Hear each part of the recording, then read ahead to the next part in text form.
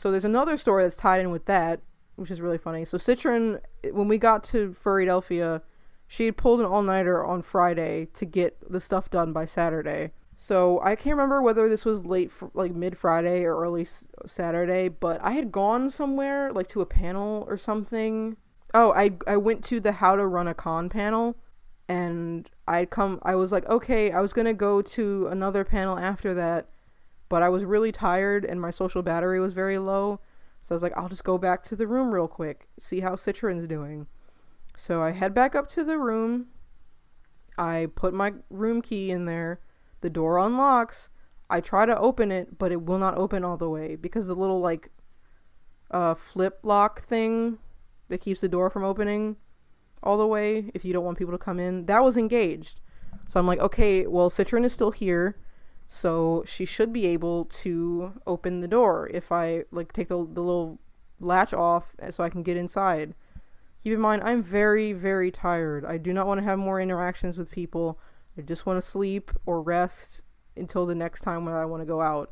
So I bang on the door. I'm like, hey, Citron, are you in there? Because I thought she had her headphones on because I remember she worked a lot in the room late at night with her headphones on. So I'm like, maybe she can't hear me. So I banged on the door. I shouted as loud as I could. I was like, okay, well, maybe she can't hear me because of the headphones. So I ended up calling her like 7 times and she didn't pick up. So I was like, okay, at this point I know she's in there because you can't engage the lock without being in the room. So she's obviously asleep. So I kept knocking, I kept banging on the door, I kept calling. One of the maintenance ladies was like, what's going on? Are you okay? And I was like, I can't get in the room. I have my room key, but the little latch thing is engaged. So she directed me down to the front desk. So I went down to the front desk and I was like, hey, I have my room key and the door opens. I just can't get it all the way open because the latch is engaged. So the lady asks for my room number. She sends me back upstairs. Security comes while I'm waiting there. Thank the freaking Lord that I had the little purse that has my ID in it. If I had left that in the room with her, I would have been freaking screwed. But they're like, okay, well, which one of the room occupants are you? And I was like, I'm XY. They're like, okay, well, do you have ID? And I was like, yes, I do. I pulled out my ID, verified my identity. And they're like, okay, we're going to call engineering. And I'm like, oh my good Lord, no. Okay. So I was like, okay. Thankfully, it really didn't take that long for engineering to get up here. I had jokingly been like, man, I'm gonna kill her when I get in there. She shouldn't have left the latch on if she knew she was gonna fall asleep. And the security was like laughing with me.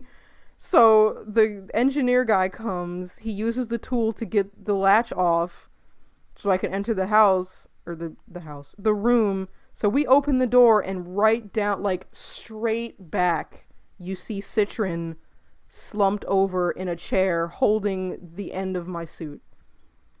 And obviously I know Citron. I know that she just fell asleep. When she's really tired, she just like corpse sleeps. She's out for reals. So I'm like, okay, she fell asleep sewing. But the security guards are like concerned, especially since I just made a joke about freaking killing her like an idiot. So they're like, hey, can you check and see if she's alright? And I'm just getting mad because I'm like, first of all, I didn't kill her. I didn't do anything. She's not dead.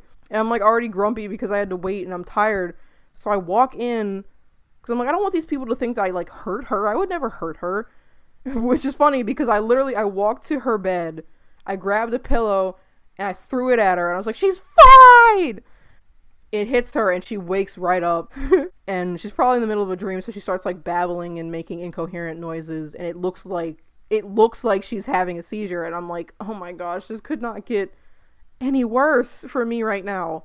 I know Citron, she does that when you wake her up suddenly because she's like partially still in dream world. But I was like, oh my gosh, I was like, Citron, you gotta calm down. It's okay. You're not in the dream anymore. You're fine. She's like, oh, hey, what's up? And I was like, oh my gosh. And the security guard was like, hey, are you all right in there? And she's like, oh yeah, I'm fine. And then they leave. And I was like, Citron, please, new rule. If one of us is not in the room, we're not engaging the latch ever again. Also, I'd messaged her on Discord like a bunch of times, so she started reading those messages and it was funny.